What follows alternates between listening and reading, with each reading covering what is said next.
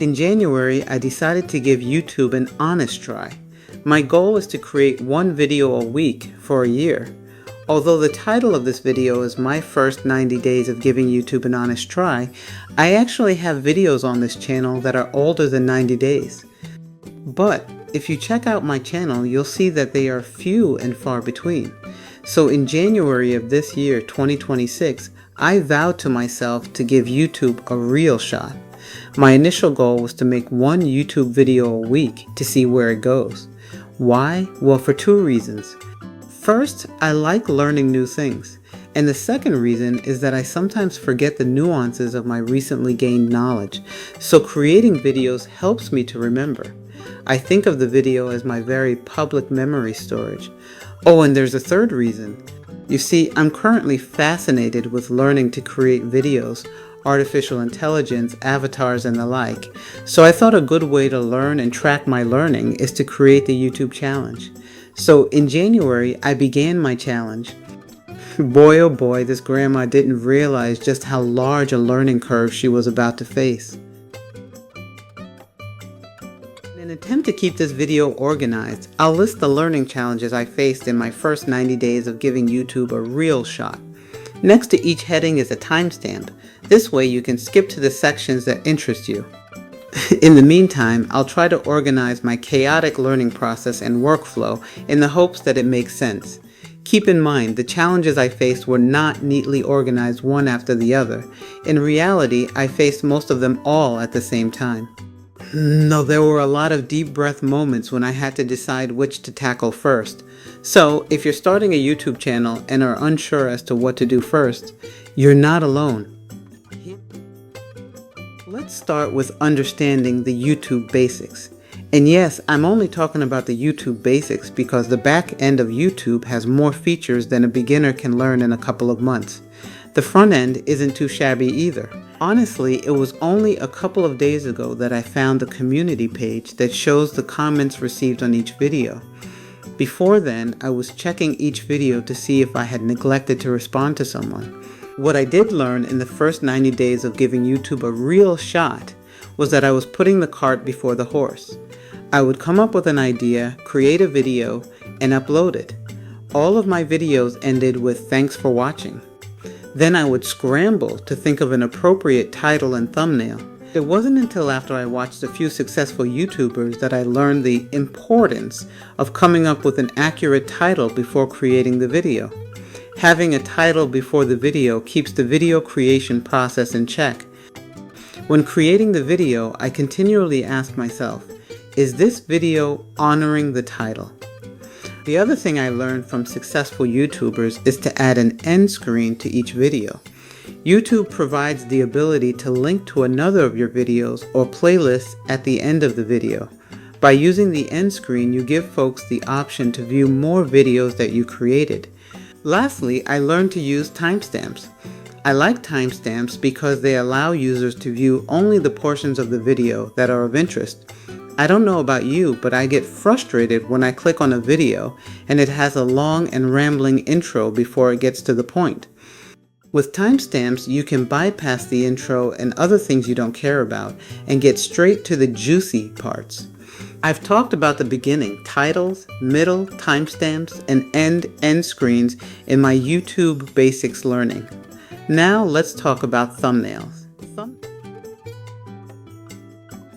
Thumbnails are a whole nother animal. Remember when I said there were a bunch of challenges plopped on me at one time? Well, thumbnail creation was a multi-factor issue. To create thumbnails, I use 3 tools: ChatGPT, Google Gemini, and Canva. Sometimes I also use Arena.ai to see if they generate better images than Google Gemini. Creating thumbnails was my true introduction to several AI tools. Let me see. I think the best way to explain it is to take you through a quick walkthrough of the process. FYI, my process is always a moving target. First, I go to ChatGPT and explain what the video is all about. Give him, I call ChatGPT Archie, so he has a male persona. Hello everyone. My name is Archie, and my purpose is to lend a helping hand to Felicia whenever she needs it. Although, Lately, she's been very needy. I give him the title and ask him to come up with an appropriate prompt that I can feed to Nano Banana to create the image. I then feed the prompt to Nano Banana. Once the image is created, I ask it to make changes or corrections. Nano Banana tends to take creative liberties, so there's usually some sort of correction to make. Once I'm satisfied, I download the image from Nano Banana and upload it to Canva to edit, add text, and remove watermarks, etc. Once I'm happy with the image, more or less, I download it to use as a YouTube thumbnail. Now, let's deconstruct the process and talk about how I got to the point where I actually had a video to upload. If this were a real movie, this is the part where the scene gets all foggy and wavy and we travel back in time. If I were better at video editing, I would create the effect, but alas, I am not. In my first 90 days of giving YouTube a real shot, I learned that I needed a way to capture video ideas. So I used Apple Notes. If something worthwhile came to me, I jotted down there. I wasn't very organized, but at least I had a place to capture my ideas. My next step was to create an outline to expand on my idea. I'd create a basic outline, then use ChatGPT to help me expand on it. Sometimes I had to rein in Archie, but he would come up with ideas I had overlooked. He helped me organize them in an easy-to-follow flow. Sadly, I didn't use Archie for this video, so if it's a little all over the place, you know why. Armed with an outline, next I create a script. While the script doesn't have to be word for word, it's best to jot down ideas and notes. At this early stage, I find that a combo of a written script and notes works best for me. When it comes time to actually create the video, I use several more tools, and yes, there is a lot of learning associated with each tool. Because I don't want to be in front of the camera, I'm experimenting with avatars. I use HeyGen for avatar creation. I'm still experimenting with avatars, so I haven't settled on which one will be the full-time low-tech grandma representative as yet. Along with the avatar, I've been experimenting with voice cloning. I did a video comparing Fish Audio to 11 Labs. I've stuck with Fish Audio because it did a better job of cloning my voice. In my videos, I use a mix of cloned and real voices. I find that voice cloning makes things easier. Or, to use a term I hear a lot from YouTubers, cloning reduces friction. In addition to the avatar and voice cloning, I'm learning about filming, screen recording, camera angles, and the like. Yep, lots and lots of stuff to learn. When things go wrong or don't turn out the way I want, I remind myself that I enjoy learning and that mistakes are part of the learning process.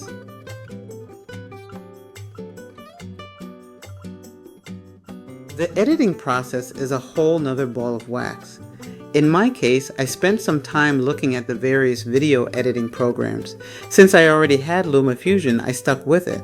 I also have Final Cut Pro for iPad and use that sometimes. However, that's another learning curve, so I haven't used it much. Although I've used LumaFusion in the past, I am by no means an expert. These 90 days of giving YouTube a real shot have allowed me to learn more of its features. Yeah, I gotta keep learning. Along with editing come things like audio and sound.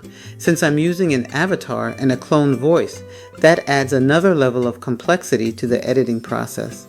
However, as I like to remind myself, I love learning new things. Fortunately, I have kind commenters who offer quality critiques when I muff things up. Now that I have the video uploaded to YouTube, that's not quite the end. I have a post-video process. Since I have a blog, I thought it would be good to turn my videos into blog posts and include the videos in each post. Converting the video into a blog post is simple because I go to Archie and upload a transcript of my video. Archie then converts it into a blog post. Archie does the basics, but I have a lot of editing to do because I have to insert my personality, play with formatting, and insert images into the blog post. But by using Archie, he makes the process easier, so I can get it done in a couple of hours as opposed to sitting at the computer rewriting everything. The second part of my post-video process is creating Pinterest pins. I know social media is all the rage, but I'm not good at it and I don't play with it much. Pinterest works for me because I'm bad at it, so I don't get crazy comments. Actually, I don't get any interaction at all, but for some reason, I like pinning. But what I do is, after Archie has the transcript, I ask him to create 10 to 15 Pinterest pins. In my request, I ask him to provide the following for the pins: title, description, prompt for Nano Banana, on-screen text. I don't always use it, but he gives me ideas. Angle, whether the pin is curiosity, how to, before and after, educational, etc. Call to action. Tags, which I never use. I ask that Archie provide the above in the spreadsheet format, and he does. That makes it easier for me to track. So here comes the organization part of this whole chaotic mess. I realized that with making weekly videos, my whole setup was a hot mess. I had to take time to figure out how to organize everything so I could find things later. Not so much that I can find it later, just find it when I need it. I can't tell you how much time I wasted looking for B-roll, A-roll, audio, or music. So let's introduce yet another program that I'm learning. It's called Notion. I'm using the free version. Notion can track anything and everything. It's a feature-rich program that is far above what I need, but it has been crucial in keeping me organized. Archie held my hand step by step to create my tracking databases. I created a workflow template that's still a work in progress, but it helps me to make sure I check all the boxes. My Notion checklist gets me through the entire process, from coming up with an idea to creating a title and thumbnail, making folders for all the video images, and everything related to creating the video. Then, the checklist carries me through the upload process, from creating the blog post and Pinterest pins to wrapping everything up and transferring things to an external SSD card. It took me a while to come up with the checklist, and it's still a work in progress, but it helps me make sure that I check all the boxes and don't forget to do what I need to do. It's sort of like an airline pilot who has a strict checklist to follow before and after each flight. You can guess that in my first 90 days of giving YouTube a real shot, I made a boatload of errors.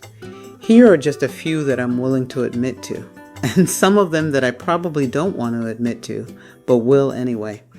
Some of these mistakes go beyond learning, the apps and procedures.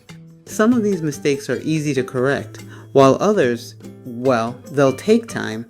Let's talk about the easy mistakes. First mistake, and the easiest to correct, is to stop sharing my videos with friends and family. There are three main reasons for this. The first reason is that most of my people aren't interested in the topics I make videos about. So why force them to watch something they don't care about?